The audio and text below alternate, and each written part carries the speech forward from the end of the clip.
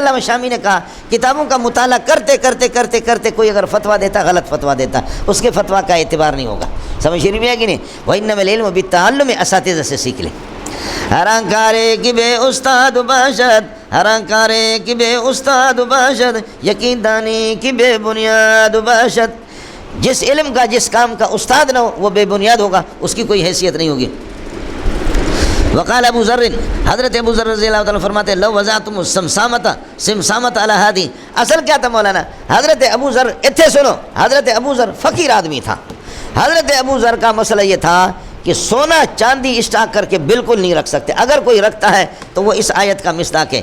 والذین یکنزون الذهب والفضة ولا ينفقون فی سبیل اللہ. جو سونا چاندی کو اسٹاک کر کے رکھتے ولا ينفقون خرچ نہیں کرتے فبشرهم بعذاب علیم. سونا چاندی اسٹاک نہیں کر سکتے. حضرت معاویہ نے بتایا، دوسروں نے بتایا کہ اللہ کے بندے سونا چاندی اسٹاک کرنا، ذخیرہ کرنا، رکھنا اپنے گھر پہ اجازت ہے. جو لا ينفقون کا معنی لا ينفقون منہما، ان میں سے خرچہ نہیں کرتا، زکوٰۃ نہیں دیتا ان کی. تو ہم زکوٰۃ دیتے ہیں، 40 سے جب زکوٰۃ دے دیا تو 39 کو اسٹاک کر کے رکھنا ہمارے لیے. فرماتے نہیں، قرآن کہہ رہا ہے بے ایمان آدمی ہے پھر یہ جہنم میں جائے گا.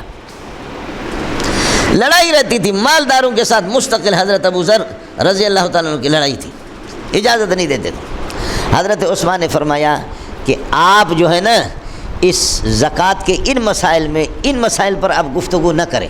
بات صرف یہ تھی کہ ان مسائل پر، ایک خاص شعبہ پر، اس پر حضرت عثمان امیر المومنین تھے ان دنوں میں، انہوں نے پابندی لگا دی.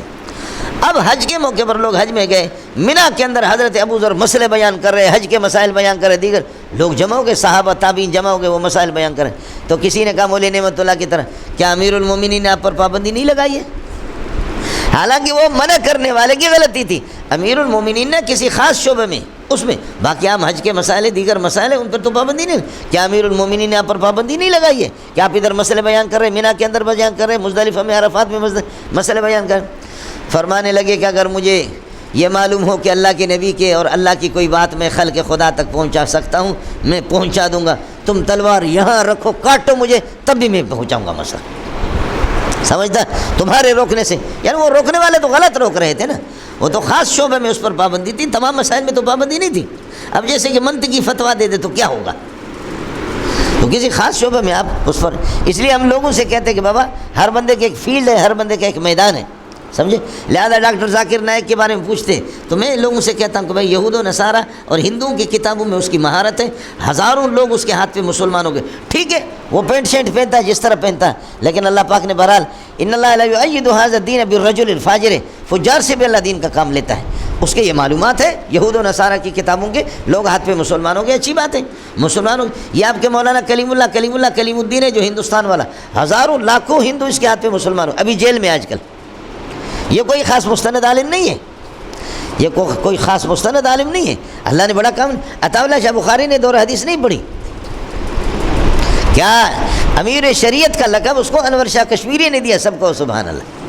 امیر شریعت کا لقب شاہ صاحب نے اس کو دے دیا، اللہ نے کام لے لیا. بہرحال خاص شعبے پر حضرت پر پابندی تھی. بعد میں حضرت عثمان نے اس کو مقام ربضہ میں جو 30 میل کے فاصلے پر مدینے پر جہاں ہزاروں گھوڑے جہادی گھوڑوں کی ٹریننگ ہوتی تھی، حضرت نے حضرت ابو ذر کی تشکیل وہیں پر کر دی. بہرحال حضرت ابو ذر فرماتے ہیں اگر اللہ کے نبی کی کوئی بات میں پہنچا سکتا ہوں تو میں پہنچاؤں گا.